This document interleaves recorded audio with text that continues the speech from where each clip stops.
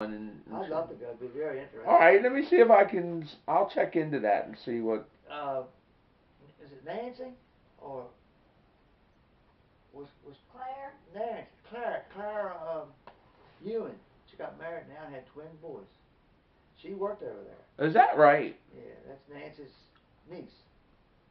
It's a neat thing to do, right, with the dredge spoils. Oh yeah. Like for ever they've been wondering what there's controversy about what to do with them, right? They the first couple years that they did, we caught no fish down there close to the crabs. And if they don't tell them on off, it was just done crabbing. You couldn't catch no crabs there at all. Wow. But now I think it's cleaned itself out and got better. Good. Good. Because I fished down that way a lot. You know, later on. They they talk a little bit about the history of the island, and it's funny, like in the 17th. It was 3 islands once. Yeah, yeah. Still is, I guess. Yeah. Well, yeah. Jefferson Island and Yeah. Poplar Island. I know what the other ones And two of them are privately owned. are. Yeah.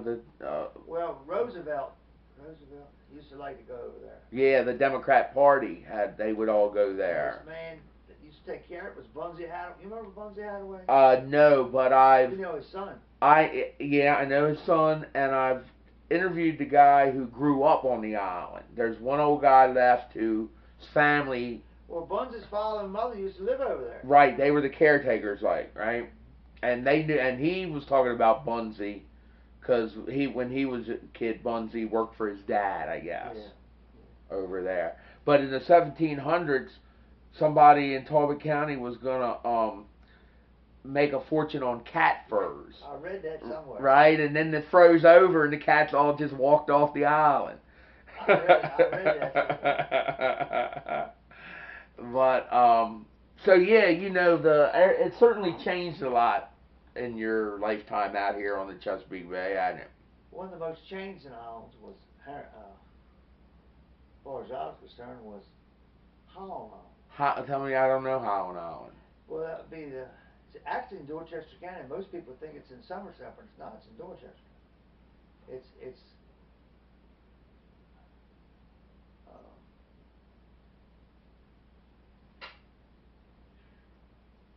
Hooper's Island. It's Hooper's Island, and then you cross Hooper Strait, and then it's Bloodsworth Island. That's the island that they shoot on. They come over there in airplanes and drop stuff on there. Oh. And the next island is Holland Island, but it's about gone. And they claim in 19. They had a thing on television a couple of times about it on Channel 4. Remember on public television? In 19. Before the First World War, they claimed 300 people lived there. Get out! Oh, so like that show, Disappearing Islands of the Chesapeake Bay. Yeah. Yeah, I've seen that. Well, it's Holland Island's on there. Now that yeah. And Holland Straits. I've orcharded Holland Straits before. And then the next island is South Marsh Island. And the next island is Smith Island. Then the next island is Tangier Island. And the Tangier's the last one before. Tangier's in Virginia. Right. It's the last one before the mouth of the bay? No, well, from there to the mouth of the bay is probably 30 miles. Gotcha. Probably 50 miles. But there's no other islands. No. No, that's the last one. That's the last one. So you've worked all the way up and down? I've worked way down past Tangier Island. Fishing now. Fishing. Taking fishing parties. Yeah. Right. That's what you call, what do they call that now? Pocomo. That's Pocomo. Pocomo Sound. It's very different than here, isn't it, as far as what kind of water you're working on? You got to know water. I mean, you got to, that's what maps is for. And that right. Kind of stuff. But you're very seldom anywhere where you can't see land. Oh, no. You can see land up here. But down there. Well, when you go out of get ready to go back up the bay or come down the bay to what they call Ketch Straits. That's in between Bloodsworth and up Bloodsworth. That's in between South March Island and Smith Island. It's over 30 miles from there across to Virginia or Malcolm Potomac River. You can't even see it. It takes a real good day, but you can see laying across there. No kidding. But I used to come up and down there every year, coming and going, and every year I could see that howling on just washing away. It's a shame that they got graveyards, all that. Wow. Completely under the water. Wow, man. That's and people have wrote about it and yeah. All kinds of stuff. But I mean, and like you said, some of these islands were all points at one time. Oh, yeah. As opposed, they were connected to the mainland. Well, some of them were. Right? Parsons Island, I've always heard it at one point. That map I got in there shows Parsons Island that you could. Well, I've heard people say, old time people, that you could drive a team of horses across. From that point where Marlin Farms is over to. Well, is that Norman's Point? Norman's Point. Over to Parsons Island. And I know that Emery Brook says something about calling that Parsons Point. Well, they might have. Early on, you know. Like 300 years ago, 200, you know what I mean? Well, it's like Hell Point. You know what Hell Point is? I've heard of it, but I don't know where it is. Hell Point. It's over East Nagano. Okay. Well, I remember when it went way out there. Now it's completely washed away. Right. I mean, that's been 40 years ago since it's disappeared, I guess. It disappeared overnight. It's amazing how stuff can just go. Right. It's almost unbelievable. And so, like you said, with the global warming, it's happening quicker. It's got something to it. Right. I think. I didn't used to think. Right. I know this boy that Charlie was good friends with. Still is, I guess. What was his called? What was his name? What was that boy's name? Paul. Paul. He's Italian name. Paul. He lives. I tell you who he married. He married one of those Nash girls. Paul's father was into that stuff big time. He made a living out of it. And he used to say it. We used to all laugh at it, but he was right. Right. Well, and if you live long enough and see enough changes, it's hard to deny, isn't it? There's an old saying, only a fool don't change his mind.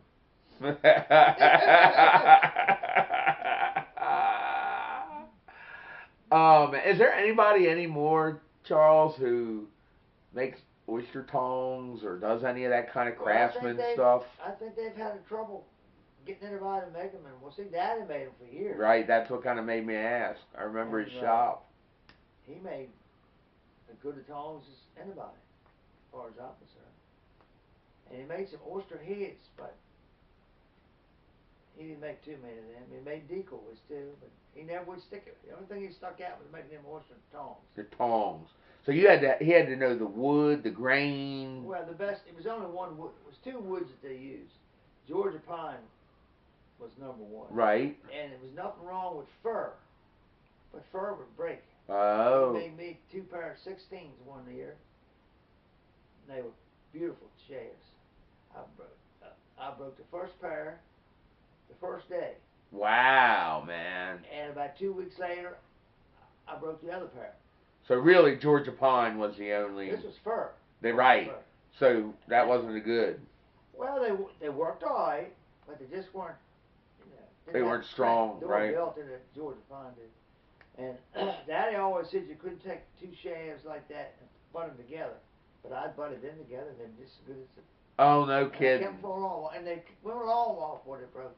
No kidding. A year or two, maybe longer than that. They were made of fir. And they were made of fir, yeah. Right. Daddy always said you couldn't butt 2 shafts together, but you could. That right. was one of his things that he believed in. Right. So he was a woods. He was a. Well, he oystered. I oystered with him when I first started. I worked with him. Is that right? They built that boat. Got a picture of it right here. Yeah, I'd like to see some of those pictures. Tell me what we got there. Did you want something to sit on? I'm good. I might not be able to get back up until I read my behind.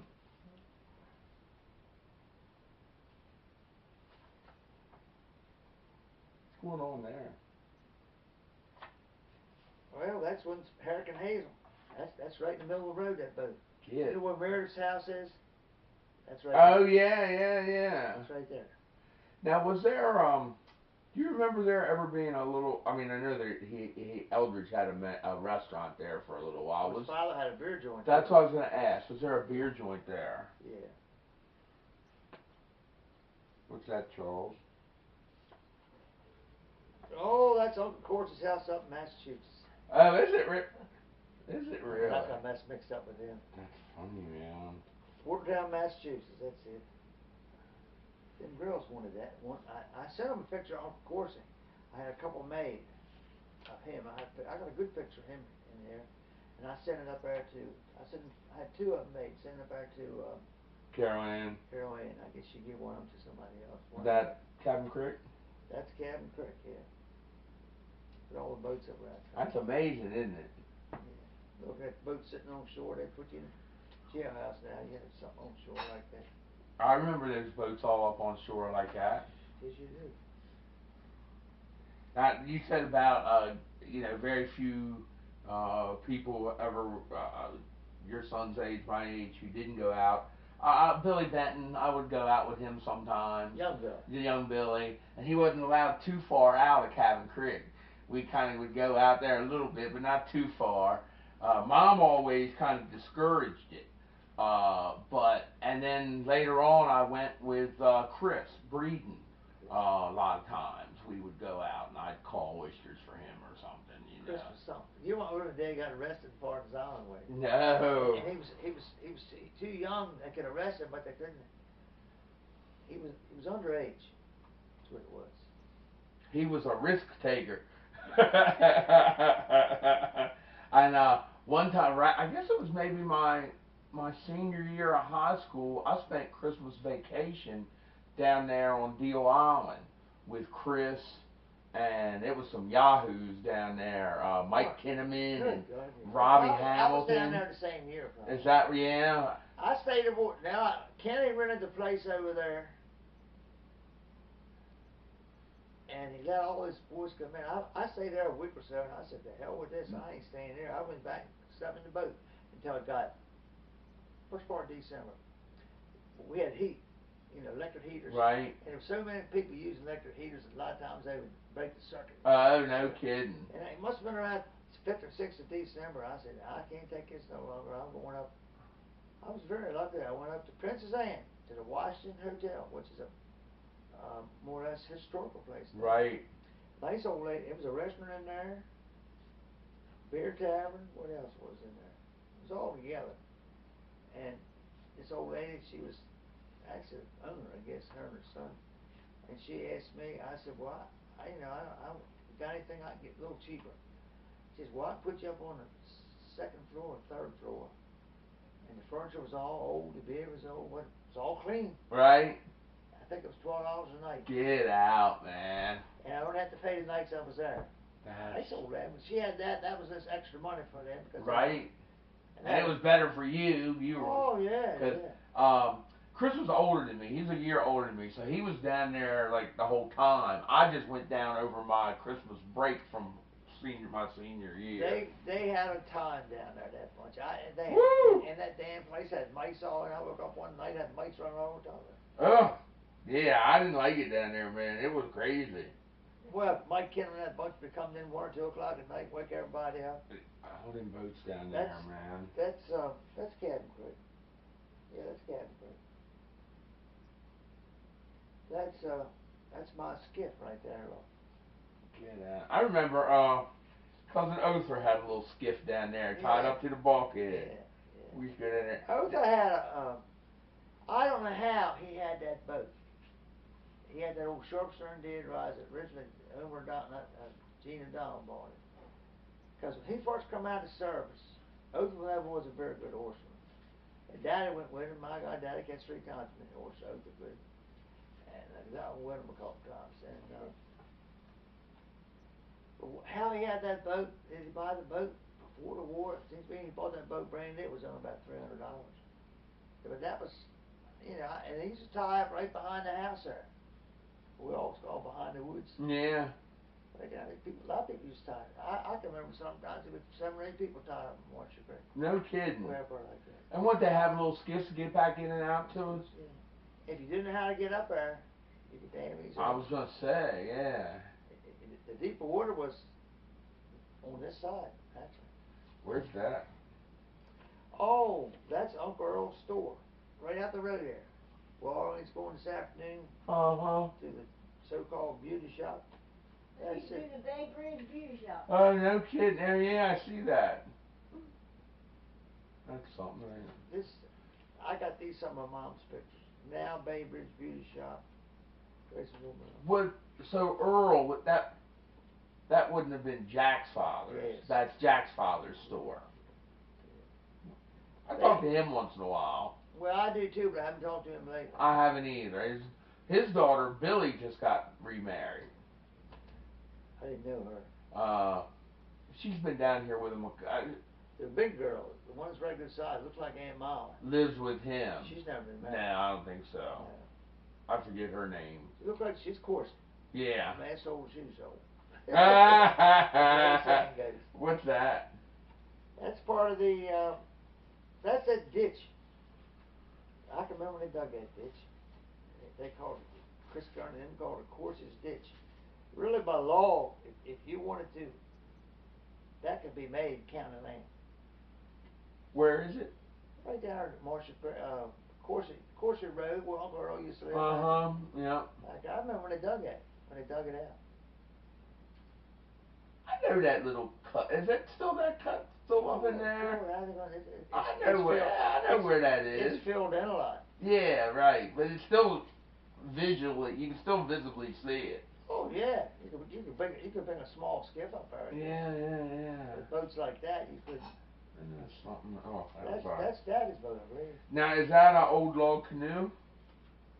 No, you know who that is? That's Norman Pearson. Daddy built that boat. That's Norman Pearson. It's right on the back here. Oh yeah, I keep forgetting to read them. Norman. It's got Did you Durley and James Cooper. And James Cooper never would work. Durley would work. Right, James Cooper wouldn't. That down the Narrows? Yeah, that's Alec Thomas. Yeah, that's Betty's father. Yeah. Which one? Not the one in the uniform. No, that's Mr. Carroll Pearson. What was he? Forest inspector. Uncle Earl's boat. Up here on the. No, that's not Uncle Earl's. That's down to. That's what it says on the back. Maybe it is. That's down to Kenton Harris, right there by Meredith's. Oh. That's what it looks like to me, anyway. Yeah, me too. Mom sent me some of them pictures when I was overseas. So that was Hurricane Hazel? 1954. You were in Korea. Germany. The whole year. I spent the whole year overseas. You were just stationed in Germany. Yeah. Was that during the Korean War? Tail end of it. Tail end of it. Your father was over there. The war was over with completely when he was there. Sure, of course. Well, Joe was older than me, but he never got drafted until after me. Norma was already born when so. he was in the service. I think she was. Yeah, I'm pretty certain. So I think because when Jackie went up with me, Grover went first. I didn't pass. Jackie went the second time, and I got my license. And Joe was in the service then. And Norma, when Norma was born, she was just a baby, this little thing. I don't know how big she was, but she was just a young. Can I use those sometimes? Can I come down and borrow them and? Sure, here's some more. Make some copies of them. Like I said, I want to do it when I can return them to you the next day, and I can't do that tomorrow, but maybe next week one day if. Well, see, that one there, that's Tangerine. So is that. Is that where you would run fishing parties? No, down that way, but not. See this? That's my boat. That's a good picture. Good night. Look at that. That's right at the counter of the wharf. Holy moly. something going on with it. Oof. I definitely would like to make copies of those. Holy moly, that's something, man. I got one real good picture up here of my boat. Where is it? Hazel. Too. I don't know where they are. I definitely have to come back down here this way on Wednesday of next week because I have a dentist appointment. So maybe I can slide up Tuesday and borrow them What from dentist you go to? Che. I like her because she got little teeny hands. And so when she's in my mouth, I don't have open too wide. I ain't care for her. No. Our ring went to her. What didn't you like about her? Oh! She told me one thing. She said I need a crown and a tooth filled that I put going to her, and I went to Dr. Sarah, and she never said a word about that. She They make money on them crowns. And she tries to upsell. She always tries to, you should get an implant and you should do this, and I finally had to shut her down. I was like, you need to stop trying to sell me stuff. And she has ever since I told her that. She's kind of eased up on that, but I don't like that either. Trying to get me to do stuff that I don't need. It's 4 or 5 pictures here of You know what I sent with her? boats up on the shore. You know which one I sent one year with her? Hard to say. I didn't have insurance. Oof, $5,000. $6,000. Holy moly. And when we went to fill our taxes out, they said $6,000 dental that you paid. I said, yeah. I said, I got the receipt. Yeah, I hate going to the dentist. I hate paying for it. Fortunately, Peggy got a little bit of. We have some dental insurance, so it's not as much as it would be. But I just don't like going to the dentist. I don't like it. I need to go to. You know, they like have your teeth cleaned every 6 months. It's been close to a year. I've had mine cleaned. What's the number I can call you, Charles? 8418. 8418. So this is what I'm gonna. If it's okay, one day next week, I'd like to borrow some of those pictures. Right. And like I said, I'll return them to you the very next day. I don't mind lending to you, but I definitely want them back. Well, and that's why I say I like it better if I can do it on a day where I can bring them right back to you. Yeah. The next day. And I know I can't come back up here tomorrow. It'd be next week. So that's maybe Tuesday I come get them and bring them back to you Wednesday.